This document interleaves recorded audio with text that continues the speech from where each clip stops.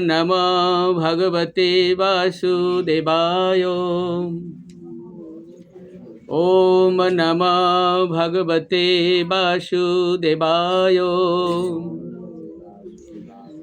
ओम नमो भगवते वासुदेवाय। नारायणं नमस्कृत्य नरं चैव नरोत्तमं देवीं सरस्वतीं व्यासं ततो जयमुदीरयेत्। हरे कृष्णा। सुधी भक्त सज्जन, वाञ्छा कल्पतरुभ्यश्च कृपा सिन्धुभ्येव च पतितानां पावनेभ्यो वैष्णवेभ्यो नमो नमः। আমি আপনাদের সকলের চরণে বিনীত প্রণাম জানাই। আগামীকালকে আমরা যে বিষয় নিয়ে কথা গতকালকে আমরা যে বিষয় নিয়ে কথা বলেছিলাম সেটা ছিল পাপ এবং প্রায়শ্চিত্ত নিয়ে। পাপ এবং প্রায়শ্চিত্ত। আজকে আমাদের বিষয় হচ্ছে যে এই সংসার সমুদ্র বা ভবসমুদ্র পার হওয়ার উপায়টা কি।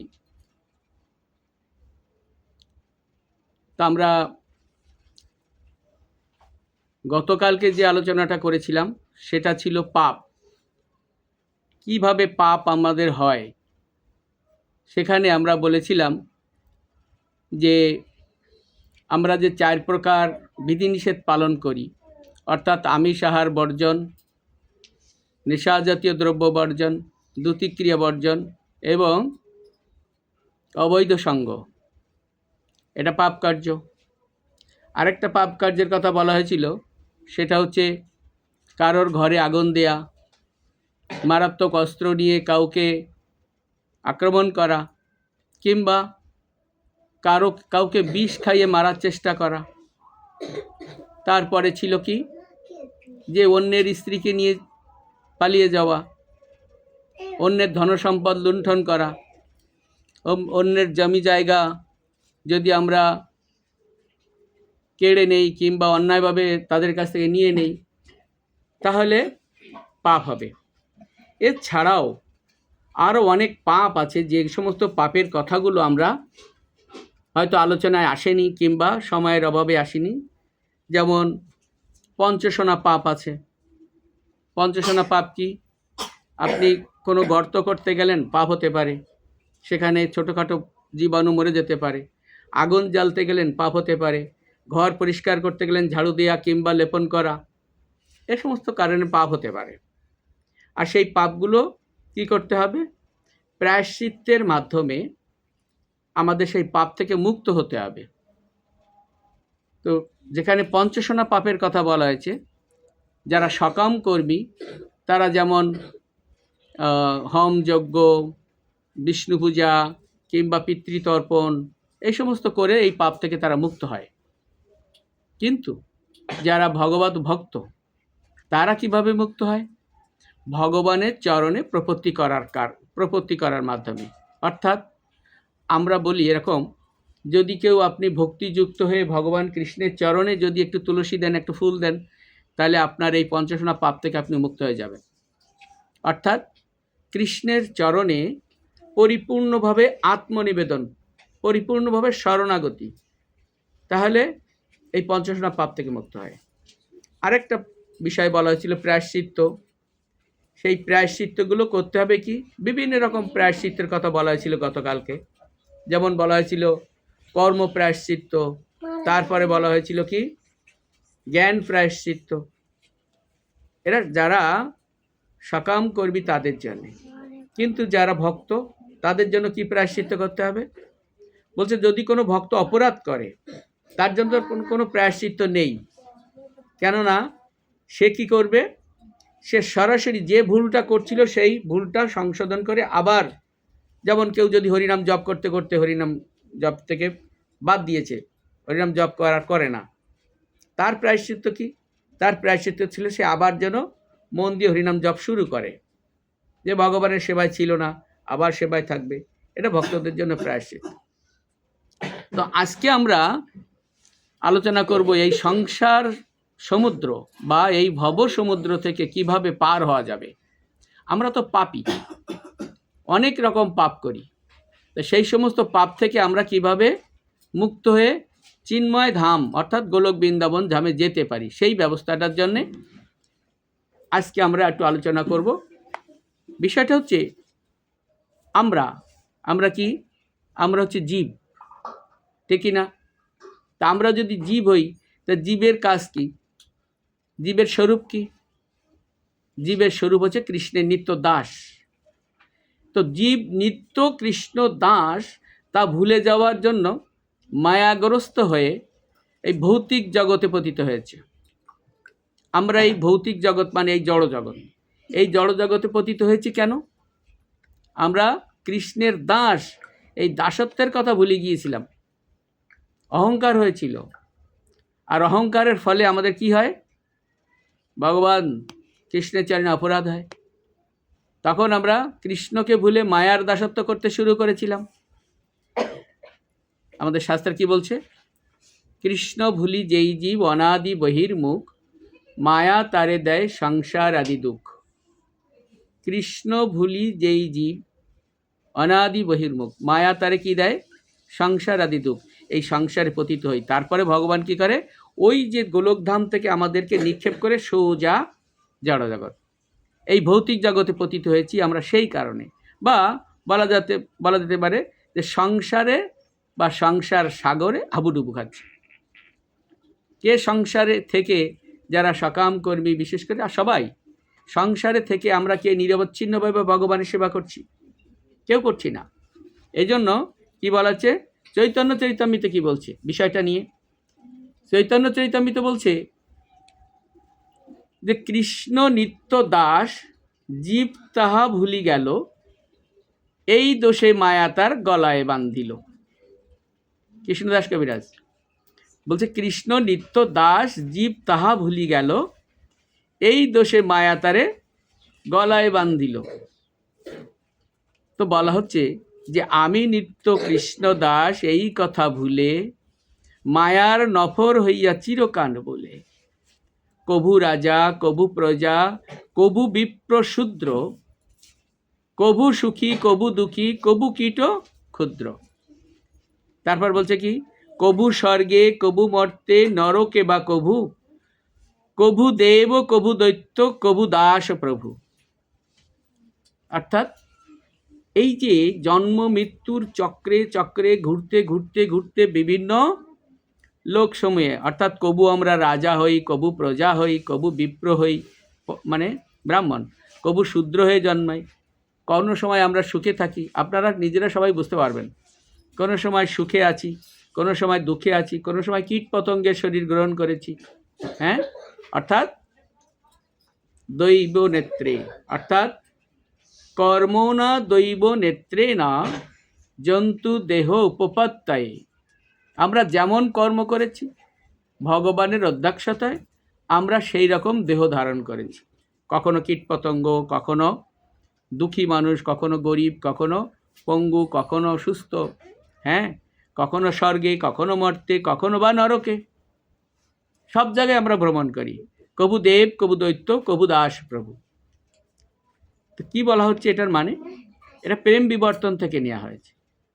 বলছে জীব অনাদিকাল থেকে কৃষ্ণ বহির্মুখ হয়ে ভগবানকে ভুলে এই যে ভৌতিক ব্রহ্মাণ্ডে এইরূপভাবে ভ্রমণ করছে যে সংসার সাগরে এই জীব আমরা হাবুডুবু খাচ্ছি, হাবুডুবু খাচ্ছি। তবে কিভাবে এর থেকে উদ্ধার পাওয়া যাবে? এই সংসার সমুদ্র কীরূপে পার হওয়া যাবে? এটাই আজকে আমাদের প্রশ্ন। কিভাবে এই মায়াময় সংসার থেকে আমরা মুক্ত হয়ে ভগবত ধামে যেতে পারবো, এই বিষয়টাই আজকে আমাদের আলোচ্য বিষয়। তো বলা হচ্ছে যে মায়াবদ্ধ জীব নিজে বুঝতে পারে না। যারা মায়ার দ্বারা আচ্ছন্ন না, তারা বুঝতে পারে না সে কি দুঃখ ভোগ করছে অথবা তার কি দুর্গতি ভোগ করছে। যারা মায়ায় আচ্ছন্ন আছে তারা বুঝতে পারে না কি দুর্গতি তাদের, আর কি যে তারা দুঃখ পাচ্ছে, কেন দুঃখ পাচ্ছে এটা বুঝতে পারে না। যেমন পশু, একটা পশুকে আপনার সাইডে আসলো না, আপনি হয়তো লাঠি দিয়ে কিংবা যে কোনোভাবে তাকে একটা মার দিয়ে দিলেন, সে যদি কুকুর হয় ঘেউ ঘেউ ঘেউ ঘেউ করতে করতে চলে যাবে, কিন্তু সে কিন্তু জানে না আমি কেন মার খেলাম। জানে জানে কেউ কুকুর জানে না সে কেন মার খেয়েছে, কিন্তু তার কিছুক্ষণ পর আবার ফিরে আসে। এই জন্যই বলছে সে কি দুঃখ ভোগ করছে অথবা দুর্গতি ভোগ করছে সে জানে না। সে কি চিদানন্দময় আত্মা তাও ভুলে গেছে। সে যে আত্মা চিদানন্দময়, চিত সচ্চিত আনন্দময়, এই চিত আনন্দময় আত্মা অর্থাৎ চিন্ময় জগতে তার বাস। তার সে যে আত্মা, এই আত্মার কখনো কোনো ক্ষয় নেই। আমাদের গীতায় বলছে না, না এইনম সিন্দন্তি শস্ত্রাণি না এইনম দহতি পাবক না এইনম ক্লেদন্তি আপনা শেষয়তি মারুত। এই যে অমর অবিনশ্বর আত্মা সনাতন, তা সে জানে না। কেন জানে না? কারণ এই মায়ায় আবদ্ধ হয়ে রয়েছে, এই জীব মায়ায় আবদ্ধ হয়েছে। তার এই সংসার দুঃখটাকে সে দুঃখ বলে ভাবতেই পারছে না, মনে করতে পারছে না কেন যে দুঃখ আছে। অনেকেই আছে না যে দেখা গেল অসময় আমরা অনেক সময় ঘুমিয়ে থাকি, মানে কি সন্ধ্যার আগে আগে ঘুমিয়ে গেলাম, সন্ধ্যা পরপর উঠে গেলাম মনে হলে কোথায় এখন রাত কয়টা বাজে, আমি কখন ঘুমিয়েছি, আরে তাড়াতাড়ি উঠি, হয়তো ভোর হয়ে গেছে। ঠিক সেই রকম মায়ার ভিতরে যারা হাবুডুবু খাচ্ছে তারা মনে করে এটাই আমাদের পরম সুখ, পরম আনন্দের বিষয়। তাই তারা বুঝতে পারে না যে কেন দুঃখ ভোগ করছে। কিন্তু ভগবান তো করুণাময়, ভগবান করুণাময় না। আর আর কে করুণাময়? ভগবানের প্রিয় ভক্তরা। ভগবান যতটা করুণাময়, ভক্তরা আরও করুণাময়। দেখুন অনেক সময় আমাদের একটা ইয়ে আছে না, আমাদের দশবিধ নাম অপরাধের ভিতরে কী আছে, যে যারা শ্রদ্ধাহীন তাদের কাছে ভগবানের নাম বলা যাবে না, পাপ হবে, অপরাধ হবে। পাপ হবে মানে অপরাধ হবে, আছে না? নাই। কিন্তু দেখুন ভক্তরা সেখান থেকেও লোকজনকে টেনে নিয়ে আসছে। ভগবান নিষেধ করেছে, তারপরেও করে কি, যে যদি এক এক ভক্ত বানিয়ে দেওয়া যায়। এই জন্য হচ্ছে ভগবান যতটা করুণাময়, তার প্রিয় ভক্তরাও সেরকম করুণাময়। তারা কি করে, এই বদ্ধ জীবদের বা অবিদ্যাগ্রস্ত জীবেদের দুঃখ দুর্দশা দেখে অত্যন্ত ব্যথিত হয়, অত্যন্ত কষ্ট পায়। এই জীবের যে দুঃখ পাচ্ছে, যে বিভিন্ন সময় যে দুঃখ পাচ্ছে, এই দুঃখ দেখে তারা কষ্ট পায়। তো করুণাময় ভগবান কি করেন, এই যে জীবের দুঃখ দেখে আর সহ্য করতে না পেরে তিনি লোক শিক্ষা দেওয়ার জন্য এই প্রপঞ্চে এসে হাজির হন। কোথায়? এই পৃথিবীতে, এই জড়জগতে। এই জড়জগতে তিনি আসেন। একটা উদাহরণ দেয়া যায় যে ভগবান একবার কোথায় গেলেন? নরক পরিদর্শন করতে গিয়েছিলেন। জানি না আমরা সবাই। তিনি একবার যে নরক পরিদর্শন করতে গিয়েছিলেন, যমরাজের অফিস ঘরে বসে তুমি চারিদিকে শুধু আহাজারি, কান্না, চিৎকার শুনতে পেলেন। তার চারিদিকে কান্না শুনতে পেয়ে ভগবান কি করলেন? এই যমরাজ, এরা কাঁদছে কেন? এরা কাঁদছে কেন? এরা এত চিৎকার করছে কেন? আর্তনাদ করছে কেন? তো বলছে ভগবান, এরা তো সেই পাপী, হ্যাঁ, যারা আপনার নির্দেশ শোনেনি, তারা এই কষ্ট পাচ্ছে। তো ভগবানের হৃদয় গলে গেল। ভগবান তো পরম করুণাময়, তার হৃদয় গলে যেই বলছে, ঠিক আছে, ঘোষণা দিয়ে দাও। এখানে আমি ঘোষণা দিয়ে যাচ্ছি, আমি একাদশী রূপে প্রতি মাসে 2 বার আসব। এই পৃথিবীতে একাদশী রূপে প্রতি মাসে 2 বার অবতরণ করব। এর ভিতরে যদি কেউ আমার এই একাদশীর নিয়মকানুন বা একাদশী ব্রতটা মেনে চলে সঠিকভাবে, তাহলে সেখান থেকে মুক্ত হয়ে কোথায় চলে যাবে? ভগবত ধামে চলে যাবে। নিতাই গৌর প্রেমানন্দে হরি হরি বল, ভগবত ধামে চলে যাবে। তো এরপর থেকে কি হলো, এই যে লোকজন সব মুক্ত হয়ে ভগবত ধামে যাওয়া শুরু করে দিল। এরকমভাবে ভগবান এই প্রপঞ্চে অবতীর্ণ হন, মানে এই জড়জগতে অবতীর্ণ হন। তিনি কিসের জন্য? প্রথমত তার দিব্য লীলা বিস্তার করেন এবং লোকশিক্ষা দেওয়ার জন্য আসেন। দিব্য লীলা বিস্তার এবং তিনি লোকশিক্ষা দেওয়ার জন্যে এই প্রপঞ্চে এসে আসেন বা এই পৃথিবীতে আসেন। আবার তার সেই অমৃতময় লীলা কাহিনী, ইতিহাস, পুরাণাদি, এটাগুলো লিপিবদ্ধ হয় যখন তিনি আসেন। যেমন তিনি যে দাপর যুগে এসেছিলেন, কে লিপিবদ্ধ করেছেন? ব্যাসদেব। এটা লিপিবদ্ধ করেছেন। তা বলছে মায়ামুগ্ধ জীবের নাহি কৃষ্ণ স্মৃতি জ্ঞান, মায়ামুগ্ধ জীবের নাহি কৃষ্ণ স্মৃতি জ্ঞান, জীবের কৃপায় কৈলা কৃষ্ণ বেদ পুরাণ। চৈতন্য চৈতামৃত বলছে যে যারা আমরা মায়ামুগ্ধ জীব আছি, মায়ার দ্বারা আবদ্ধ হয়ে আছি, হাবুডুবু খাচ্ছি, তাদের কৃষ্ণ স্মৃতি আসে না। হ্যাঁ, এই জন্য জীবের কৃপা করার জন্য এই বেদ পুরাণ লেখা হয়েছে, কৃষ্ণ নির্দেশেই করা হয়েছে, কৃষ্ণই করেছে। তার মানে কি? তার মানে হচ্ছে বেদ পুরাণের মাধ্যমে ভগবান আমাদেরকে শিক্ষা দেন। সেইরূপ ভগবানের অতি প্রিয় যারা ভক্ত, তারা জীবের দুঃখ দূর করার জন্য এই মর্তলোকে এসে পরিভ্রমণ করেন। যারা ভক্ত, ভগবানের একান্ত পার্ষদ যারা ভক্ত, তারা এই পৃথিবীতে আসেন, এসে এবং কী করেন? আমাদের মুক্ত করার জন্য ভগবানের সহযোগিতা করেন, কিংবা তারা আমাদেরকে ভক্তিপথে নিয়ে যাওয়ার জন্য চেষ্টা করেন। তো বলা হচ্ছে ভাগবতের ঠিক এই বিষয়টা নিয়ে বলা হচ্ছে কি, জানস্য কৃষ্ণাত বিমুখস্য দৈবাদ ধর্মস্য ধর্মশীলস্য সুদুঃখিতস্য অনুগ্রহায় অতচরন্তি নূনম্বুতানি বব্বানি জনার্দনস্য। মানে কি? যে প্রারব্ধ কর্মবশত কৃষ্ণ বহির্মুখ, অধর্ম নিরত এবং অত্যন্ত ক্লেশতপ্ত জনগণকে অনুগ্রহ প্রদর্শন করবার জন্যে নিশ্চয়ই কৃষ্ণ শ্রীকৃষ্ণের মঙ্গলময় পুরুষগণ মর্তলোক ভ্রমণ করেন। কাদেরকে? কাদেরকে অনুগ্রহ প্রদর্শন করার জন্য? যারা প্রারব্ধ কর্মবশত। প্রারব্ধ কর্ম কি? এটা বলছি, প্রারব্ধ কর্মবশত কৃষ্ণ বহির্মুখ, অধর্মে নিরত, মানে অধর্ম করে চলেছে যারা, এবং অত্যন্ত ক্লেশতপ্ত জনগণ। আমরা প্রতিদিন প্রতিনিয়ত ক্লেশ পাই না? কষ্ট পাই না? কেন কষ্ট পাই? এই পৃথিবীর নামই তো কি যেন দুঃখালয়। এই পৃথিবীর নামই দুঃখালয়, তার মানে ক্লেশ পাই। তো আমাদেরকে কি করার জন্য? অনুগ্রহ প্রদর্শন করার জন্যে নিশ্চয়ই শ্রীকৃষ্ণের মঙ্গলময় পুরুষগণ। মঙ্গলময় পুরুষ কারা? মঙ্গলময় পুরুষ হচ্ছে ভগবানের একান্ত যারা পার্ষদ রয়েছে, ভগবানের যারা প্রিয় ভক্ত রয়েছে, ভগবানের যারা আরেকটা কারা, যারা মহাজন রয়েছে, তাই না? তারা কি করে? এই মর্তলোকে ভ্রমণ করে। কেন? এই ভক্ত পুরুষগণ এবং মহাজনেরা বা বৈষ্ণবেরা তারা পর দুঃখে দুঃখী, পর দুঃখে দুঃখী। তারা কৃপা করে এই মর্তলোকে ভ্রমণ করেন। কেন?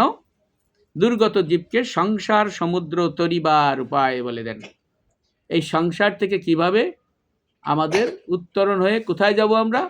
গোলক বৃন্দাবন। সেই কথাটা তারা বলে দেন। কিভাবে তারা আনন্দময় স্থিতি লাভ করতে পারবে এই জীবেরা, কিভাবে আনন্দময় স্থিতি? আনন্দ মানে কি? এই জড়জগতের আনন্দ না। আজকে আমি আমার এক বন্ধুর সঙ্গে দেখা হলো, তার সঙ্গে হাত ধরে ঘুরি ঘুরি বেড়ালাম সারাদিন। বাসায় এসে দেখলাম কি বউ রান্না করে নাই। কেন? কোথায় ছিলে? ঘরে বাজার নেই, খাবো কি? তার মানে আনন্দ গেল না? হ্যাঁ, বউয়ের ঝাড়ি খেতে হবে। এই জন্য বলছে যে তারা আনন্দময় স্থিতি কোথায়? যেখানে আনন্দ কোনো কি হবে না, আনন্দের কোনো ক্ষয় নেই, আনন্দ কখনো নষ্ট হবে না, আনন্দ কখনো আমাদের ছেড়ে যাবে না। সেই জায়গাটা কোথায়? গোলক বৃন্দাবন। এই যে মহাজনেরা, সাধু সন্তরা, তারা এসে আমাদেরকে সেই জগতে পৌঁছে দেওয়ার জন্য আসেন এবং বা সেই যাওয়া জায়গার উপায় বলে দেন। এই কষ্ট, ক্লেশে ভোগ যারা করছে, ক্লেশ ভোগ করছে যারা, তাদের জন্য। এই জন্য আমাদের ভক্তিবিনোদ ঠাকুর কি বলছেন?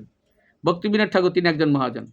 তিনি গেয়েছেন, কি গেয়েছেন আমি জানি না, যারা কীর্তন করতে পারে তারা ভালো বলে। মিছে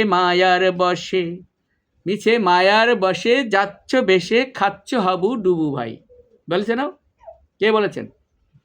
ভক্তিবিনোদ ঠাকুর বলছে, রাধা কৃষ্ণ বলো বলো বলো রে সবাই, জীব কৃষ্ণ দাস এই বিশ্বাস করলে তো আর দুঃখ নাই। রাধা কৃষ্ণ বলো সঙ্গে চলো, এই মাত্র ভিক্ষা চাই। ক্ষমা করবেন, আমার গলায় কিন্তু সুর নেই। মানে এই মাত্র ভিক্ষা চাই। কি ভিক্ষা চাই? যে রাধা কৃষ্ণ বলো, সঙ্গে চলো, এই মাত্র ভিক্ষা চাই।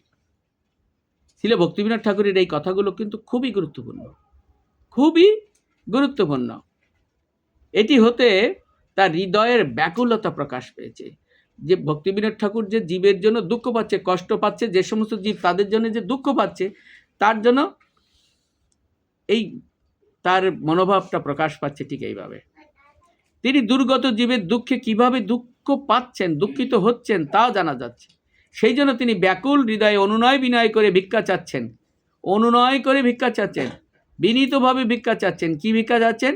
রাধা কৃষ্ণ বলো, সঙ্গে চলো, এই মাত্র ভিক্ষা চাই, এই মাত্র ভিক্ষা চাই, রাধা কৃষ্ণ বলো। দেখো, আমরা এরকম একটা কাহিনী আরও জানি, আপনারা সবাই জানেন। কি জানি? সেটা হচ্ছে মহাপ্রভু নিত্যানন্দ প্রভুকে এবং কাকে, হরিদাস ঠাকুরকে নির্দেশ দিয়েছিলেন। কি নির্দেশ দিয়েছিলেন? যে তোমরা প্রতি ঘরে ঘরে যে করো এই ভিক্ষা, বলো কৃষ্ণ, ভজ কৃষ্ণ, করো কৃষ্ণ শিক্ষা। তাই না?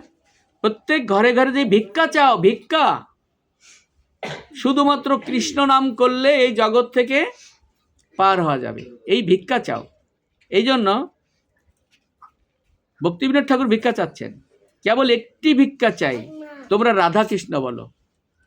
যেমন নিত্যানন্দ এবং হরিদাস ঠাকুর প্রত্যেক ঘরে ঘরে যে কড়া নাড়তেন, আর বাড়িওয়ালা কি মনে করতো, বাড়িতে যে পুরুষ কিংবা মহিলা থাকতো তারা মনে করতো কি, এই বোনে ভিখারি এসেছে, তাই না? তারা দাদা বলতো কি চাই, কিংবা কোনো কোনো ঘর থেকে একটু চাল টাল নিয়ে বেরোতো। হ্যাঁ, তো বলছে আমরা এই চাল ডাল চাই না, কি চাই? একবার বলো হরে কৃষ্ণ, এরকম বলতেন। একবার বলো হরে কৃষ্ণ, শুধু হরে কৃষ্ণ বলো আর আমাকে কিনে নাও। নিত্যানন্দ প্রভু বলতেন হরে কৃষ্ণ বলো আর আমাকে কিনে নাও। এই জন্য বলা হচ্ছে কি, ঠিক আর একজন মহাজন, তিনি হচ্ছেন কে? এই ভক্তিবিনোদ ঠাকুর। তিনি কি বলছেন? কেবল একটি ভিক্ষা চাই, তোমরা রাধা কৃষ্ণ বলো, আর কিছু চাই না, ভগবানের দিব্য নাম কীর্তন করো। করুন কীর্তন, হরে কৃষ্ণ কৃষ্ণ কৃষ্ণ হরে হরে, হরে রাম রাম রাম হরে হরে। ভগবানের দিব্য নাম কীর্তন করো আর আমাদের সঙ্গে এসো। আমি তোমাদেরকে সেই সচ্চিদানন্দময় ধাম ভগবত ধামে নিয়ে যাব। কি বলছেন?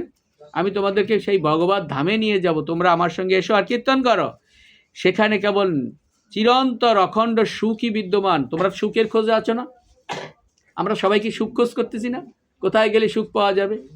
হ্যাঁ, সেই সুখ বিদ্যমান রয়েছে সেখানে, সেখানে কোনো দুঃখ নেই। কোথায়? চিন্ময় ধামে। তোমরা ভালোভাবে কেবল এই কথা মনে রাখো এবং তার উপর, এই কথার উপর দৃঢ় বিশ্বাস স্থাপন করো, তোমরা কৃষ্ণ দাস। হ্যাঁ, তাহলে আর কোনো দুঃখ থাকবে না। প্রত্যেকটা মানুষ যদি আমরা এইটাই ভাবি যে আমি কৃষ্ণের দাস, তাহলে আমাদের আর দুঃখ কি? দুঃখ আছে? আমাদের দেখাশোনা করার দায়িত্ব, সমস্ত কিছু দায়িত্ব কার উপরে? কৃষ্ণের উপরে। কিন্তু আমরা তা করি না। আমাদের উপরে যেই কেউ লাঠি দিয়ে মারতে আসে, আমরা পালিয়ে বলি বাঁচাও বাঁচাও বাঁচাও। কার কাছে বাঁচাতে বলি? শক্তিশালী কোনো ব্যক্তির কাছে বলি, কিংবা কোনো আপনজনদের করি বাঁচাও। কিন্তু আসলে ভক্তিবিনোদ ঠাকুর এই তার কীর্তনের মাধ্যমে কি বোঝাচ্ছেন? যে তুমি শুধু মনে রাখো তুমি কৃষ্ণ দাস। আমাদের প্রত্যেকের মনে রাখতে হবে আমরা শুধু কৃষ্ণের দাস, তাহলে আর দুঃখ থাকবে না। কিন্তু মনে করলে আমি কৃষ্ণ দাস আর ভাবে বসাইলে অন্যরকম, তাহলে কিন্তু না, অর্থাৎ শরণাগতি হলো না। তো আমরা আলোচনা করেছি কি, বেদ পুরাণাদির মাধ্যমে ভগবানও শিক্ষা দিচ্ছেন। অর্থাৎ ভগবান যখন আসেন তখন তার সেই লীলাবিলাসের কাহিনীগুলো লেখা হয় না। ভগবান হয়তো অপ্রকাট হয়ে অন্য কোনো গ্রহলোকে গেছেন, কিন্তু আমরা সেগুলো অধ্যয়ন করি। যেমন ভাগবত অধ্যয়ন করছি, হ্যাঁ, পুরাণ, ভাগবত, এই মহাভারত, এগুলো অধ্যয়ন করছি। তো বলছে ভক্ত পুরুষগণ সেই ভগবানের কথা বলছেন। সর্ববেদের সার, সর্বশাস্ত্র শিরোমণি কি? শ্রীমদ্ ভাগবতম। সমস্ত বেদের সার, সর্বশাস্ত্র শিরোমণি ভাগবত। সেই ভাগবতে কি বলা হয়েছে? বলা হয়েছে অত অত্যন্তে কম সেমম পেশাম ভবত অনঘা সংসারে বস্মিন খনার্দয়োপি সৎসঙ্গ সেবৌধিনিনম। মানে কি? সংসারে দশাপ্রাপ্ত জীবের আত্যন্তিক মঙ্গল কিরূপে হয়? সংসারে দশাপ্রাপ্ত মানে কি? এই যে আমরা বিপদগ্রস্ত, এদের আত্যন্তিক মঙ্গল কি করে হয়? যদি জিজ্ঞাসা করা হয় তাহলে বলা যেতে পারে যে ক্ষণার্ধ যদি সৎসঙ্গ হয়। যদি আমরা সৎসঙ্গ করি, সাধুসঙ্গ করি বা সাধুসঙ্গ, এই সাধুসঙ্গ করি, তাহলে সেই প্রকার মঙ্গলের উদয় হবে। তাহলে প্রথমে আমরা একটা কি জানলাম? এই সংসারের দুঃখ থেকে মঙ্গল হয় কি করলে? যদি আমরা সাধুসঙ্গ করি। তার মানে কি? আজকে আমরা সাধুসঙ্গ করছি না করছি না? আজকে আমরা সাধুসঙ্গ করছি। সৎসঙ্গ বা সাধুসঙ্গ বলতে বোঝায় ভক্ত বা মহাজনদের সঙ্গে সঙ্গ করা। এই সঙ্গ করার উপরে আমাদের কিন্তু একটা নির্দেশনা রয়েছে। যিনি কনিষ্ঠ ভক্ত, হ্যাঁ, তাকে শ্রদ্ধা করতে হবে। যিনি মধ্যম স্তরের ভক্ত, তার সঙ্গে তার কথা সঙ্গ করা যেতে পারে, কিন্তু যিনি উত্তম ভক্ত তার সঙ্গে সঙ্গ করলে আপনি ভক্তি জীবনে, আধ্যাত্মিক জীবনে অনেক উন্নত হতে পারবেন। এই জন্যই বলছে এই সাধু মহাজনগণ পৃথিবীতে ভ্রমণ করে এই বদ্ধজীবদের ভবসাগর থেকে উদ্ধার করার জন্য জ্ঞান উপদেশ দেন। কি উপদেশ দেন? কিভাবে, কেমন করে, কিভাবে আচরণ করলে আমরা এই সমুদ্র থেকে উদ্ধার হতে পারবো, সমুদ্র সাঁতরিয়ে পার হতে পারবো, কিংবা ব্রিজের মধ্যে পার হতে পারবো, কিংবা এই সমুদ্র আমাদের ভক্তির কাছে শুকিয়ে বালুচর হয়ে যাবে। তো ভগবানের দিব্য লীলা কাহিনী কি করতে হবে? আসলে কিভাবে? এখানে বলা হচ্ছে যে বদ্ধজীবকে ভবসাগর থেকে উদ্ধার করার জন্য জ্ঞান উপদেশ দেন এবং ভগবানের দিব্য লীলা কাহিনী শোনান। তার মানে কি? ভগবানের দিব্য লীলা কাহিনী যদি আমরা শ্রবণ করি, তাহলে আমরা এই সংসার দুঃখ থেকে মুক্ত হতে পারি। তারা ভগবানের কথা, করুণাময় পুরুষোত্তম শ্রীকৃষ্ণের কথা বলেন, যা গ্রহণ করলে জীবের আত্যন্তিক মঙ্গল হবে এবং সংসার সমুদ্র থেকে আমরা উদ্ধার পাব। আজকে আমাদের বিষয়টা কি? সংসার সমুদ্র থেকে কিভাবে উদ্ধার পাওয়া যায়। এর জন্য কি, কোন শব্দের কথা বলেছে? একটা শব্দ বা কথা আকারে, অক্ষর আকারে ভগবান অবতীর্ণ হন। আচ্ছা, আমরা শুনেছি যে ভগবান অবতীর্ণ হন, মনুষ্য রূপে অবতীর্ণ হন, তারপরে পশু রূপে অবতীর্ণ হন, মাছ রূপে অবতীর্ণ হয়েছেন না? হয়েছেন না? তাহলে এখানে বলছে অক্ষর রূপে ভগবান অবতীর্ণ হন, শব্দ রূপে অবতীর্ণ হন। সেটা কি জানি কেউ আমরা?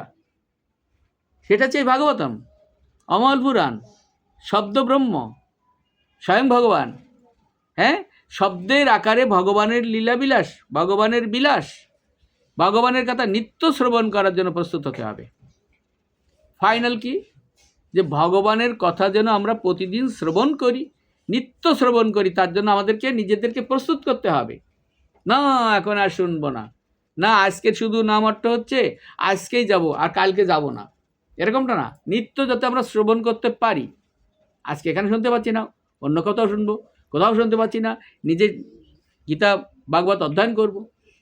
জোরে জোরে যদি আমরা একটু অধ্যয়ন করি, তাহলে আমার পাশে যে শুনছে সেও শুনতে পাবে। এই জন্যই বলছে, যখন পরীক্ষিত মহারাজ ব্রহ্মশাপগ্রস্ত হলেন, পরীক্ষিত মহারাজকে কি হয়েছিল? পরীক্ষিত মহারাজ তিনি ঋষি কর্তৃক অভিশপ্ত হয়েছিলেন। কি অভিশপ্ত হয়েছিলেন? যে 7 দিনের মাথায় বা 7 দিন শেষে তোমাকে তক্ষক সাপে দংশন করবে, তোমার মৃত্যু হবে, এরকম না? এই ব্রহ্মশাপ। তখন তিনি সসাগরা পৃথিবীর রাজত্ব পরিত্যাগ করে কি করেছিলেন? আমরা শিখতে হবে এখান থেকে। পরীক্ষিত মহারাজ কি করেছিলেন? এই সমস্ত সসাগরা পৃথিবীর রাজ্য পরিত্যাগ করে তিনি কি করেছেন? গঙ্গা তীরে প্রায় উপবেশনে বসেছিলেন এবং ভগবানের কি অদ্ভুত লীলা দেখুন। একজন ভগবানের শুদ্ধ ভক্ত অভিশাপগ্রস্ত হয়েছে, তার 7 দিন পরে মৃত্যু হবে। এখন পরীক্ষিত মহারাজ তার নিজের ছেলের উপরে সমস্ত রাজ্যভার অর্পণ করে কোথায় গিয়েছেন? গঙ্গার তীরে যেয়ে বসেছেন, উত্তরমুখী হয়ে গঙ্গার তীরে বসেছেন, এবং সেই সময় সঙ্গে সঙ্গে সমস্ত ব্রহ্মাণ্ডের সমস্ত দেবতারা, সমস্ত ঋষি মুনি ঋষিরা সবাই এসে হাজির হয়েছে। পরীক্ষিত মহারাজ তাদের কাছে কি জিজ্ঞেস করেছেন? ব্যাকুল হয়ে কিভাবে পূর্ণ বস্তুকে লাভ করবেন সেই বিষয়ে জিজ্ঞেস করেছেন।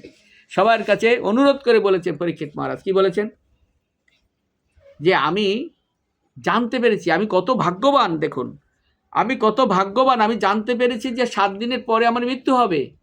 কেউ কি জানতে পারে কার কবে মৃত্যু হবে? কিন্তু পরীক্ষিত মহারাজ খুব ভাগ্যবান ছিলেন যে 7 দিনের পরে আমার মৃত্যু হবে, তাই আপনারা আমাকে বলুন যে আমি কি করলে ভগবত ধামে যেতে পারবো, কৃষ্ণের সান্নিধ্যে যেতে পারবো। আমি সময় পেয়ে গেছি। কয়দিন সময় আছে মাতে? 7 দিন সময় আছে। কি করলে আমি ভগবত ধামে যাব? সেই কথাটা তিনি সবার কাছে জিজ্ঞাসা করছেন, কিভাবে তার এই দুঃখ দূর হবে।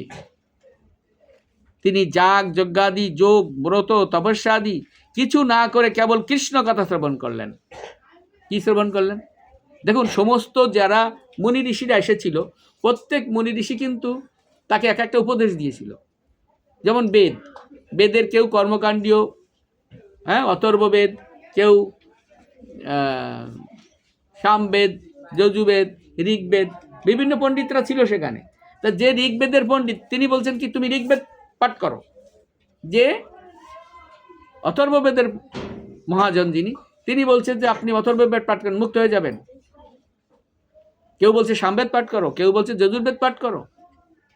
কিন্তু সেই সময় মা ভই করে সেখানে কে এসে হাজির হয়েছিলেন? সুখদেব গোস্বামী। সুখদেব গোস্বামী বলছে আমি এসে গেছি, তোমার আর কোনো ভয় নেই। সমস্ত মুনি ঋষিরা দাঁড়িয়ে তাকে সম্মান করে বলে এই যে গুরুদেব এসে গেছে, আর কোনো ভয় নেই। তিনি কি বললেন? ভাগবত কথা শ্রবণ করো, শুধু শ্রবণ করো, ভাগবত কথা শ্রবণ করলেই তুমি মুক্ত হয়ে যাবে। সে ভাগবত আমাকে কে শোনাবে? পরীক্ষিত মহারাজ জিজ্ঞেস করছে আমাকে ভাগবত কে শোনাবে? আমি শোনাবো। কে শোনাবে? স্বয়ং পরীক্ষিত সুখদেব গোস্বামী শোনাবে। তাই তিনি কি করলেন? কৃষ্ণ কথা শ্রবণ করলেন। শ্রীমদ্ ভাগবত সুখদেব গোস্বামীর মুখ থেকে অখণ্ডভাবে একাধিক্রমে কতদিন? 7 দিন ধরে তিনি আহার নিদ্রা করে ভগবান পুরুষোত্তম শ্রীকৃষ্ণের অমৃতময় লীলা কাহিনী শ্রবণ করলেন। পরীক্ষিত মহারাজ কি করলেন? শুধু শ্রবণ করলেন, কিচ্ছু খায়নি। 7 দিনের মধ্যে এক ফোঁটা জলও খায়নি। একজন ব্রাহ্মণ এসে বলছে, মানে পরীক্ষিত মহারাজের রাজসভার ব্রাহ্মণ, তিনি এসে বলছে রাজামশাই আপনি তো কিছুই খাচ্ছেন না, একটু এক ফোঁটা জল খান, নাহলে তো মরে যাবেন। কি বলছে? এক ফোঁটা জল পান করুন, নাহলে তো আপনি মৃত্যুবরণ করবেন, মরে যাবেন আপনি। তা বলছে জানো আমি 7 দিনের ভিতরে মরবো না, আমি শুধু এই কৃষ্ণ কথা শ্রবণ করব। তুমি এখন আমার সাইড থেকে চলে যাও, আমার মৃত্যু হবে 7 দিন পরে। মরবো না, আমি জল খাওয়া না খেয়ে মরে যাব, মরবো না। এই জন্য কী করলেন? শ্রীল সুখদেব গোস্বামী ভাগবতের শেষ অংশে তিনি 7 দিন ধরে একটানা কি বললেন? ভাগবত কথা শোনাইলেন। আর একেবারে ভাগবতের শেষ 12 স্কন্ধে যেই তিনি কি বললেন? সংসার সিন্ধু তরার উপায়, মানে পার হওয়ার উপায়ের কথা বলছেন তাকে। সমস্ত ভাগবত শ্রবণ করার পরে ভাগবতের শেষে যেই কি বললেন? সংসার সিন্ধু মতি দুস্তর মতি তির্যম নান্ন প্লব ভাগবত পুরুষোত্তমস্যাম লীলা কথা রস নিষেবনম অন্তরেণ পুংস ভগবত বিধি দুঃখদ ব্যতীতাস্যাম।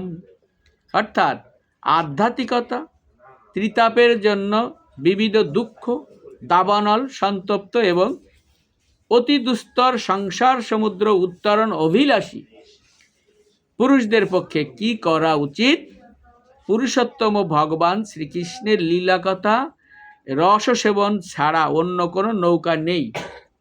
তাহলে একটা নৌকায় চড়তে বলেছেন। কি বলেছেন? যে একটা নৌকায় চড়ো। সেই নৌকাটা কি? ভাগবত কথা শ্রবণ, ভাগবত কথা রস আস্বাদন করার নামক একটা নৌকা। সেই নৌকায় উঠতে বলেছেন তিনি। নৌকায় ওঠো। তা সংসার সমুদ্রে যখন জীব পড়ে গেছে, হাবুডুবু খাচ্ছে, সংসার সমুদ্রে শুধু পড়ে যায় নাই, হাবুডুবু খাচ্ছে, তখন কি হবে? সেই মানে তা থেকে উদ্ধার পেতে গেলে এক সুন্দর এবং মজবুত নৌকা দরকার।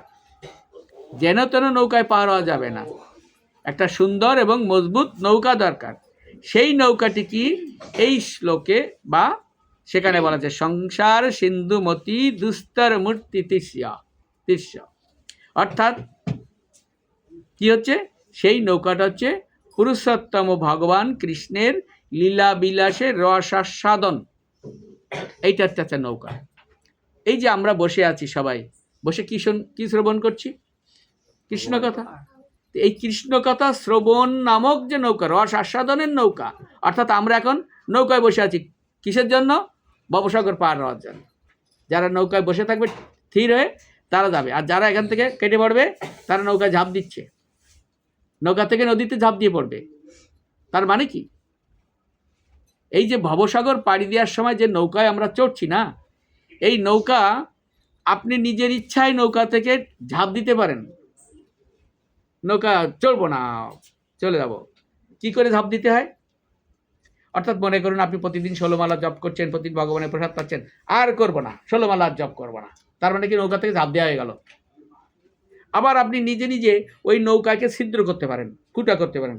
একটা ফুটা করলে কি হবে? নিচের থেকে কি উঠবে? জল উঠবে। জল উঠলে নৌকাটা ডুবে যাবে। তা সেই ছিদ্র করা মানে কি? বলছে একজন ভক্ত যদি ভক্তি জীবনকে অগ্রাহ্য করে কোনো অসৎ আচরণ করে, অসৎসঙ্গ করে, তাই না, এটা ছিদ্র করার মতন একটা ফাঁক ফোকর তৈরি করা হলো। কিংবা চুপি চুপি যে একটু কি খেলো, একটু আমিষ খেয়ে নিল, হ্যাঁ আমি কিছু খাইনি, দেখো না আমি কিছু খাইনি। এই যে ছিদ্র করা, নিজের দোষে নিজে ডুবে যাওয়া। আপনি নৌকায় চড়ছেন কিন্তু নৌকায় নিজের দোষে নিজে ডুবে যাওয়া মানে কি? আমি ছিদ্র করেছি। সেই ছিদ্রটা ভগবত আধ্যাত্মিকতার ক্ষেত্রে কি বোঝা যাচ্ছে?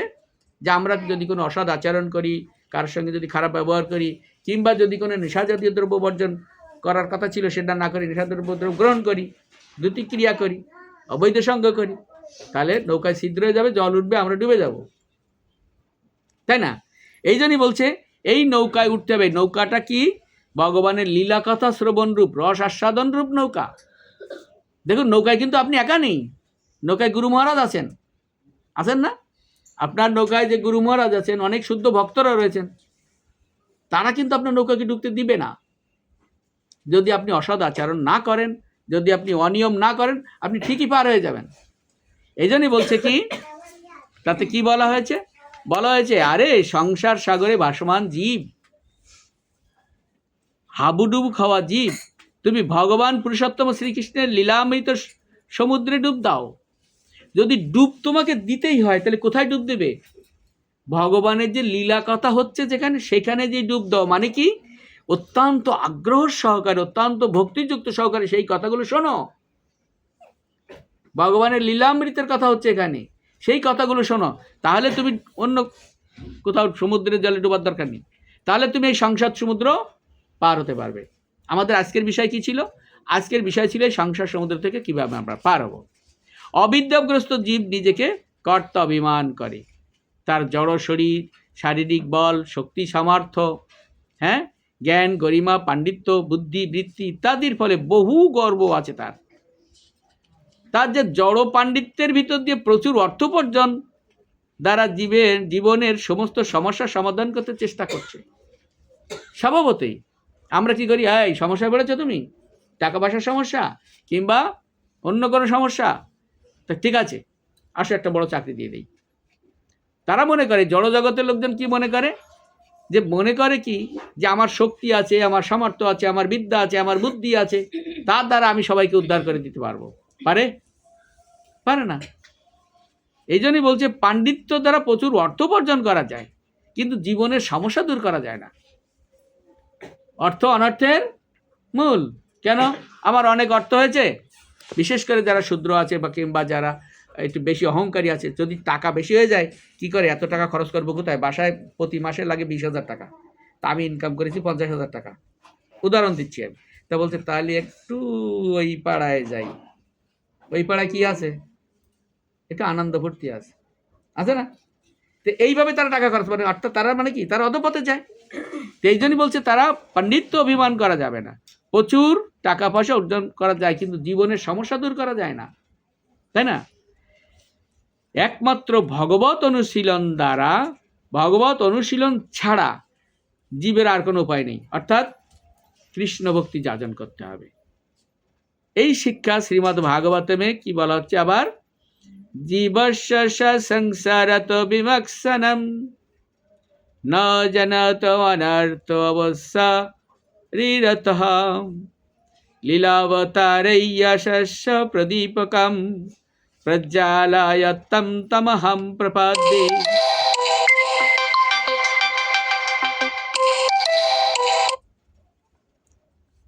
অর্থাৎ নারদ মুনি ভগবান শ্রীকৃষ্ণকে বললেন, হে ভগবান, জীবগণ চিরকাল অনর্থকারী এক শরীর হতে আরেক শরীরের সংসরণ অর্থাৎ বিচরণ করছে। কাকে বলছেন? ভগবান নারদ মুনি ভগবান শ্রীকৃষ্ণকে বলছেন। কি বলছেন? যে জীবগণ কি করে, চিরকাল অনর্থকারী, অনর্থকারী একটা, এই শরীর দিয়ে অনর্থ করি আমরা। অনর্থ মানে কি? পাপ কার্য, ভুল কার্য, কৃষ্ণের অনুমোদন নেই এমন কার্য। এই কাজ করে কি করবে, এক শরীর থেকে আরেক শরীরে যাই আমরা। কি করে যাই? অর্থাৎ জন্ম মৃত্যুর চক্রে ভ্রমণ করি। এই যে জন্ম মৃত্যুর চক্রে ভ্রমণ করি, হ্যাঁ, তাহলে তাদের মুক্তি হবে কি করে? নারদ মুনি জিজ্ঞাসা করছেন ভগবানের কাছে, তাহলে তাদের মুক্তি হবে কি করে? সেই কথা অবগত নয় এরা। কি করে তারা মুক্তি হবে? আসল কথা জানেন? আপনি তাদের বিমুক্তির জন্য লীলা অবতার সমূহ দ্বারা স্বকীয় যশরূপ প্রদীপ প্রজ্বলন করে দিন।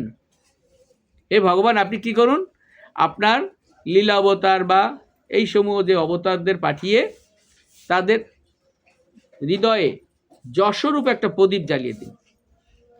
কি করবে সেই প্রদীপে? যেন আপনার শরণাগত হয়। আমি আপনার শরণাগত হচ্ছি। সংসার দশাপ্রাপ্ত যে জীব আছে, সংসার দশাপ্রাপ্ত জীব কি করে? পাপ তাপ শোক হতে, সাংসারিক দুঃখ যন্ত্রণা থেকে মুক্ত হয়ে কিভাবে চলে আসবে তা অবগত নয়। এই সংসারের লোকজন এই সংসারের পাপ তাপ থেকে দুঃখ পেয়ে কিভাবে ফিরে আসবে? আজকে সকালবেলা একটা শ্লোক পড়ছিলাম, কি যেন, ইয়াসাম্বৈ শ্রিয়মানায় কৃষ্ণে পরম পুরুষে। আজকে আমাদের ভাগবতের শ্লোক ছিল না এটা? ইয়াসাম্বৈ শ্রিয়মানায় কৃষ্ণ পরম পুরুষে, হ্যাঁ, ভক্তির উৎপদ্যতে পুংস শোক মোহ ভয় অপহা। শোক মোহ ভয় অপহা অর্থাৎ যদি আমরা মনোযোগ দিয়ে অত্যন্ত কি ভক্তিযুক্ত হয়ে ভগবানের কথা শ্রবণ করি, তাহলে আমাদের আর কোনো শোক দুঃখ ভয় থাকবে না। দেখুন, ভগবান বলছে আমাদের কোনো শোক দুঃখ ভয় থাকবে না। কি করলে? ভগবানের নাম কীর্তন করলে, ভগবানের নাম শ্রবণ করলে, শুধু শ্রবণ। শোক দূর হয়ে যাবে, মোহ দূর হয়ে যাবে, আর ভয় দূর হয়ে যাবে। এই বিষয়টা আমাদের ভক্তিবিজয় ভাগবত স্বামী মহারাজ খুব সুন্দর করে বলেন। কি বলেন? যে শোক কিসের জন্য শোক হয় আমাদের? যে কাজটা হয়ে গেছে, অতীতের জন্য শোক হয়। অর্থাৎ কেউ মরে যাওয়ার আগে কি আমরা শোক করি? করি না। মরে গেলে শোক করি। হ্যাঁ, সম্পদ চুরি হয়ে যাওয়ার আগে কি শোক করি নাকি? চুরি হওয়ার আগে শোক করি না। যখন চুরি হয়ে যায় তখন আমরা শোকে পড়ি। তা বলছে এই যে শোক দূর হয় কখন? অতীতের দুঃখ দূর হয়, মানে শোক দূর হয়। তার মানে অতীতের আমাদের সমস্ত যে দুঃখ কষ্ট ছিল সেগুলো দূর হয়ে যাবে। আর মোহ কি? বর্তমানটা কি? বর্তমানে আমরা চাই যে আমার ছেলে যেন অনেক বড় হয়ে যায়, আমি যেন আরও 2 তালাক বেশি করতে পারি। আরে অমুক করেছে 5 তালা, আমারটা 3 তালার বেশি হচ্ছে না, টাকা পয়সা নেই, ভগবান টাকা দাও। কিংবা চেষ্টা করি, প্রচুর পরিশ্রম করি। মোহ মানে কি? লালসা। আপনার স্ত্রী এসে বলবে, জানো তো ওই আমাদের পাশের বাড়িতে নতুন ভাড়াটি আছে না, তার ওয়াইফের কত সোনা দানা গহনা, আমার একটাও নেই। আচ্ছা ঠিক আছে, চিন্তা করো না, করে দেবো। এই যে অতিরিক্ত লোভ কি ক্ষতিকর না? তো বলছে এই মোহটাও দূর হয়ে যাবে যদি কৃষ্ণ কথা শ্রবণ করি, তাহলে এই মোহটা দূর হয়ে যাবে। আর ভয় দূর হয়। ভয় কখনকার জন্য? ভয় হচ্ছে ভবিষ্যতের জন্য। অর্থাৎ দেশের কি অবস্থা হবে, যেভাবে চারিদিকে খুন খারাপি মারচাল চলছে, আমরা কি বেঁচে থাকতে পারবো? তো প্রশ্ন এরকম হয় না? আমরা বেঁচে থাকতে পারবো তো? কিংবা দেখুন বলে কি, যে আমার ছেলেটা বড় হয়ে সংসারের হাল ধরতে পারবে তো, মেয়েটা ভালো জায়গায় বিয়ে দিতে পারবো তো, সব ভয়ের কথা। এই ভয় দূর হবে কখন? ভয় কখনকার জন্য ভয় হয়? ভবিষ্যতের জন্য, তাই না? তাহলে অতীত, বর্তমান, ভবিষ্যৎ 3 সময়ের দুঃখ আমাদের দূর হবে যদি ভাগবত শ্রবণ করি। ইয়াসম বৈশ্রয়া মানায়া কৃষ্ণে পরম পুরুষে, সেই পরম পুরুষ কৃষ্ণের কথা যদি আমরা শ্রবণ করি তাহলে ভক্তি উৎপন্ন, অর্থাৎ ভক্তি তৈরি হবে, আমাদের ভক্তি জাগ্রত হবে এবং আমাদের অতীত, বর্তমান, ভবিষ্যতের দুঃখ দূর হয়ে যাবে। এই জন্য বলছে যে জীব সংসারের শোক, দুঃখ, ব্যাধি রূপ যন্ত্রণাতে পড়ে আছে, কিন্তু কিভাবে তাকে জয় করবে সে কথা তারা জানে না। এই জীব জানে না যে কিভাবে সেটা দূর করবে। এই জন্য এই জড় শরীর, এই অনর্থবহ শরীর কত ব্যাধি, দুঃখ, ক্লেশ এনে দিচ্ছে। শারীরাম ব্যাধি মন্দিরাম, শরীরটা কি? ব্যাধির মন্দির। শরীরটাকে ব্যাধির মন্দির নাকি? এখানে নানান রকম ব্যাধি আছে, কিন্তু আসলে এই শরীরটা কিন্তু ব্যাধির মন্দির নয়। কিসের মন্দির? এই শরীরটার ভিতরে কে আছে? হৃদয়ের ভিতরে কে আছে? পরমাত্মা রূপে পরমেশ্বর ভগবান আছে। তাহলে এই শরীরটা একটা মন্দির। আমরা যেখানে ভগবান থাকে, যে ভগবানের জন্য যে ঘরটা বলা করা হয়, সেই তাকে মন্দির বলি না? বাইরে ইট কাঠ পাথর সুন্দর করে সাজানো গোছানো, আর ভিতরে ভগবান আছে। তার মানে কি, এই শরীরটা চারিদিকে আমাদের এই দেহ, তার ভিতরে পরমাত্মা রূপে কে আছে? মন্দির। তাহলে আপনাদের কাছে একটা প্রশ্ন, বলুন তো, আমরা মন্দিরের ভিতরে নিয়ে এই মুরগি, হাঁস, মুরগি, ছাগল এগুলো জবাই করি না করি না? করি। তাহলে আপনারা এখানে যদি স্বীকার করেন কেউ যে আমার হৃদয়ের ভিতরে পরমাত্মা রূপে স্বয়ং ভগবান আছে, তাহলে ওখানে কেন মাছের ডাটা খাওয়ান? হ্যাঁ, মুরগির ঠ্যাং কেন যায়? ভগবানের নিষেধ আছে না নাই? মন্দিরে কি এগুলো অপবিত্র করা যাবে? যাবে না। তাহলে এই শরীরকে আপনি ভগবানের সেবায় লাগান। যখন আপনি ভগবানের সেবায় লাগাবেন তখন এটা আর কি থাকবে না, ব্যাধির শরীর হবে না, ব্যাধির মন্দির হবে না। কিসের মন্দির হবে? ভগবানের মন্দির হবে। যদি এই শরীরটা না থাকতো তাহলে কি হতো? যদি এই শরীরটা না থাকতো তাহলে ক্ষুধা, তৃষ্ণা, ইন্দ্রিয়ের বেগ আদি সহ্য করতে হতো না, ক্ষুধার বেগ সহ্য করতে হতো না। আমার মনে নেই, আমি যখন এখানে আসলাম তো আমার খুব ক্ষুধা লাগছিল, মনে হয়েছিল যে কারো কাছে কিছু আগে প্রসাদ পেয়ে নেব, মনে নেই। তো ক্ষুধা তৃষ্ণা থাকতো না, যদি শরীর না থাকতো ক্ষুধা তৃষ্ণা থাকতো না। তারপরে সর্বশেষে মৃত্যুরূপ যন্ত্রণা থাকতো, মৃত্যুর যন্ত্রণা থাকতো না। আবার দেহাত্ম বুদ্ধির জন্য স্ত্রী, পুত্র প্রতি মোহ বা মমতা যে জাত হয়ে আছে সেগুলো থাকতো না। তাহলে নানা প্রকার অর্থবহ অনর্থবহ এই শরীর হতে মুক্তি পাওয়ার উপায় কি? আমাদের বারবার একটা প্রশ্ন আসছে, এইখান থেকে আমাদের মুক্ত হওয়ার উপায়টা কি? সেজন্য করুণাময় ভগবান প্রপঞ্চে অবতীর্ণ হয়ে লীলা বিস্তার করছেন। তার লীলা কাহিনী শ্রবণ করতে হবে এবং ভবসাগর হতে সহজেই উত্তীর্ণ হতে পারবে। ভবসাগর হতে সহজেই আমরা উত্তীর্ণ হতে পারবো। তো বলছে জড় পণ্ডিতা অভিমানী, যারা পণ্ডিত বলে নিজেদের অভিমান করে, হ্যাঁ, সেই সমস্ত আধ্যাত্মিক ব্যক্তিরা বলে কৃষ্ণ, রাম প্রভৃতি অবতাররা কোন কালে এসেছিল? হ্যাঁ, কোন সময় কৃষ্ণ এসেছিল, কোন সময় রামচন্দ্র এসেছিল, কোন সময় কে বিভিন্ন অবতার এসেছিল, কোন কালে? বর্তমানে তো নেই। তাহলে আমার কার কথা শ্রবণ করব? এরকম বলে না যে কৃষ্ণ এসেছিল দাপর যুগে, তারপরে রামচন্দ্র এসেছিল কোথায়? ত্রেতা যুগে। তাহলে আমরা সেই কথা এখন, তারা তো এখন নেই, তাহলে তাদের কথা শ্রবণ করব কিভাবে? ওই যে আগে বলেছিলাম, যখন ভগবানের অবতাররা আসেন তখন সেগুলো কিভাবে লিখিত হয়? সেই কথাগুলো, সেই কাহিনীগুলো লিপিবদ্ধ হয়। তাহলে সেইগুলো তো অমর, সেইগুলো তো নষ্ট হয় না, ঠিক কি না? ঠিক। তো আমরা তখন কি উত্তর দিব যদি কেউ বলে যে আমরা তো, তারা তো এখন আমাদের কাছে নেই, তাই না? আমরা তো বিজ্ঞান যুগে কোনো ভগবানের লীলা শ্রবণ করে এই ভবসাগর হতে উত্তীর্ণ হব কোন লীলা শুনে, কার লীলা শুনে? এরকম প্রশ্ন। তাদেরকে আমরা একটা কথা বলতে পারি। কি বলতে পারি? যে মনে রাখো, ভগবানের লীলা নিত্য নূতন, সব সময়ের জন্য নিত্য। ভগবান শাশ্বত, সনাতন, তার লীলা কথা কখনো মানে পুরানো হয়ে যায়? লীলা কথা কখনো, ভগবানের লীলা কথা কখনো পুরানো হয় না।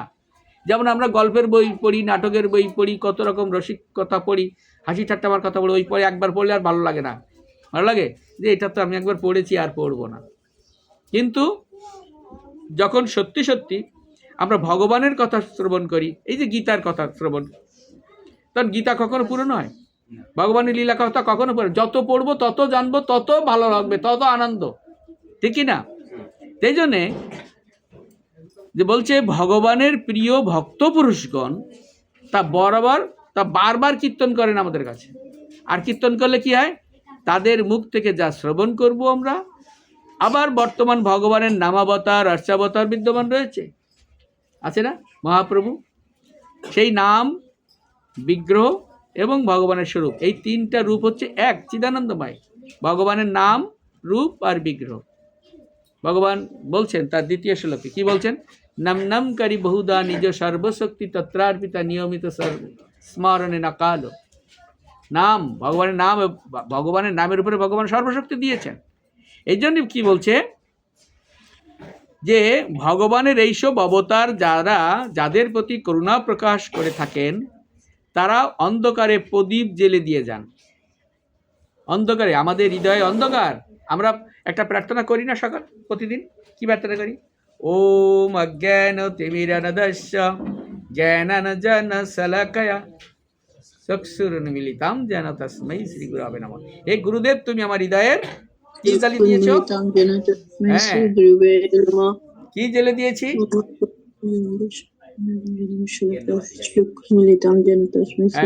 হরি বল। আমাদের হৃদয়ের অন্ধকার, অন্ধকারে জ্ঞানের প্রদীপ জ্বেলে দিয়েছেন ভগবান, ঠিকই না? সেই জন্য বলছে শ্রীমদ্ ভাগবতের অন্য একটা শ্লোকে আবার বলছে, কি বলছে? কুশবত শিবম তচ্চরণম্বুজম চরণম্বুজ সবম মহাত্মনস্ত মুখনিসৃতম কচিত। ভগবান কৃষ্ণের কুশল জিজ্ঞাসার প্রত্যুত্তরে যুধিষ্ঠির আদি, যে সমস্ত যুধিষ্ঠির মহারাজ এবং সুহৃদগণ, তারা কি বলে? যা মহাজনদের হৃদয় থেকে যা মুখগহ্বর দিয়ে প্রকাশিত হচ্ছে, বহির্গত হচ্ছে, হ্যাঁ, এই সমস্ত জীবগণ কি করে? সংসার কারণ অবিদ্যারূপ বিনাশ করে। অর্থাৎ মহাজনদের মুখনিসৃত বাণী, ভগবানের মুখনিসৃত বাণী গীতা না, সেই গীতা শ্রবণ করলে আমাদের কি হয়েছে? আমরা ভগবান সম্পর্কে জানতে পারি।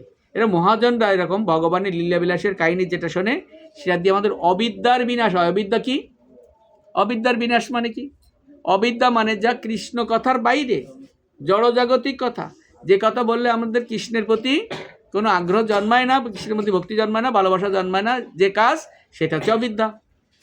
এইটার বিনাশ হয়ে যাবে। হ্যাঁ, তো এই জন্য কি বলা হচ্ছে দেখুন, বলা হচ্ছে সেই প্রকার আপনার শ্রী পাদপদ্ম চরিত মধু যারা একবার কর্ণপুর দ্বারা পান করে থাকে, সেই প্রকার জীবের এবং আমাদের অমঙ্গল কীরূপে সম্ভব হতে পারে? তার মানে কি? যারা তোমার কথা শুনেছে, হে ভগবান, তোমার কি পেয়েছে? আমরা কি গ্রহণ করি? ভগবানের পদধৌত চরণামৃত গ্রহণ করি না? তো ভগবান তোমার চরণামৃত যারা গ্রহণ করেছে, তাদের দুঃখ আসে কোন পথ দিয়া? তাদের দুঃখ আসার কোনো পথই নেই। এটিতে বলা যে অসুবিধা ভোগকারী জীব এবং সংসার দশাভোগকারী জীব যদি ভগবানের চরণাম্বুজের মধু পান করে, ভগবানের চরণাশ্রিত বা চরণ কি চরণামৃত, সেটা যদি পান করে, তাহলে তার সমস্ত অকল্যাণ দূরীভূত হয়ে যাবে, সমস্ত অসুবিধা বিনষ্ট হয়ে যাবে। হ্যাঁ, শ্রীমদ্ ভাগবতের দ্বিতীয় স্কন্ধে আমরা একটা শ্লোক পেয়েছি, সেখানে কি বলা হচ্ছে? ছিন্নতা শ্রদ্ধয়া নিত্যম গৃণতস্য সচেষ্টিতম নাতি দীর্ঘেন কালেন ভগবান বিষয়তেরিদি। তার মানে কি? যিনি শ্রীহরির সুমঙ্গল কথা শ্রদ্ধাপূর্বক নিত্য শ্রবণ করেন, ভগবানের কথা যিনি নিত্য শ্রবণ করেন অথবা স্বয়ং স্মরণ করেন বা কীর্তন করেন, ভগবান অতি শীঘ্র তার হৃদয়ে প্রবেশ করে, আবির্ভূত হয়। তার হৃদয়ে আবির্ভূত হয়। অর্থাৎ আমরা যদি ভগবানের দিব্য নাম কীর্তন করি সবসময় নিরন্তর, ভগবান আমাদের হৃদয়ে একেবারে আবির্ভূত হয়ে সব চাপ থাকবেন আমাদের মঙ্গল সাধনের জন্য, আমাদের সদ্বুদ্ধি প্রদান করার জন্য। এদের ভগবান বলছে না যে যারা নিরন্তর আমার কৃষ্ণ কথা বলে, শ্রবণ করে এবং একজন আরেকজনের সঙ্গে আলাপ করে, তখন আমি তাদের হৃদয়ে কী বলে করি? বুদ্ধিদান করি, যে বুদ্ধির ফলে তারা আমার কাছে ফিরে আসতে পারে। বিষয়টা হচ্ছে এই জন্য ভগবানের কথামৃত যে ভক্ত আনুগত্যে শ্রবণ করেন, ভগবানের কথা ভক্ত আনুগত্য শ্রবণ করেন। ভক্ত আনুগত্য কি? আমাদের আমরা কার আনুগত্যে প্রার্থনা করি, শ্রবণ করি কিংবা ভগবানের আরাধনা করি? সে আমাদের সদ্গুরু, গুরু মহারাজ। এই যে ভক্ত আনুগত্য শ্রবণ করেন, তার আদেশ উপদেশ পালন করার ইচ্ছা নিয়ে অনুক্ষণ নিষ্ঠার সঙ্গে নিয়ম করে শ্রবণ করেন, তার সংসার জ্বালা দূর হয়ে যায়। ঠিক আছে, মনে রাখুন, এটি খবর কাগজের কথা নয়, গ্রাম্য কথা নয়, রাজনীতির কথা নয়, দেশের কথা কি দশের কথা নয়, জড় বিজ্ঞান নাটক বা উপন্যাসের কথা নয়। এটা হচ্ছে মুরারি চরিত্রের কথা। মুরারি স্বয়ং ভগবান, মুরের অরি মানে মুর নামক এক অসুরকে মেরেছিল দেখে তার নাম হয়েছে মুরারি। হ্যাঁ, এই জন্য সেটা ভগবানের কথা। যিনি এটি শোনেন, এই ভগবানের অমৃতময় কথা যিনি শোনেন এবং অপরকে শোনান, তিনি ধন্য। অমৃত কীর্তি মুরারি চরিত্র যতই শুনবেন ততই বৈকুণ্ঠের পথে অগ্রসর হবেন। আমরা যেতে চাচ্ছিলাম কোথায়? এই ভবসাগর পাড়ি দিয়ে কোথায় যেতে চাচ্ছিলাম? বৈকুণ্ঠে। সেই পথে অগ্রসর হবেন, ততই শান্তি এবং আনন্দের বন্যা বয়ে যাবে। যেটা নাকি আমাদের ব্যাসদেবের পুত্র সুখদেব গোস্বামী সেই অমৃতলীলা কাহিনী পরিবেশন করেছেন। তিনি যে রূপে আমাদের কাছে পরিবেশন করেছেন, সেই রূপে আমাদের শ্রবণ করা উচিত। ঠিক আছে, সেইভাবে সেই রূপ প্রীতি নিয়ে তুমি যদি শোনো, তাহলে জগতে সকল প্রকার অপবিত্রতা, দুঃখ, তাপ বিনষ্ট হয়ে যাবে। হৃদয়ে জগতের অন্ধকার নাশ হয়ে বহির্জগতের জঞ্জাল নাশ হয়ে যাবে। প্রত্যেকের পাপ ধ্বংস করে দেয় সেই অমৃতময় কথা। তাই আমরা অনুরোধ করছি সকলে মিলে যেন এই সংসার দশাপ্রাপ্ত মানবগণ, হে মানবগণ, হে জনগণ, সংসার সাগরে পড়ে হাবুডু খাও মানবগণ, তোমরা নিত্য এই ভাগবত কথা, কৃষ্ণের কথা, কৃষ্ণের অমৃত কথা শ্রবণ করো আর এই শ্রবণ রূপ নৌকাতে আরোহণ করো। তাহলে অতি সহজেই ভয়ঙ্কর সংসার সিন্ধু থেকে পার হতে পারবে, অর্থাৎ উদ্ধার পেয়ে যাবে। হরে কৃষ্ণা। হ্যাঁ প্রভু,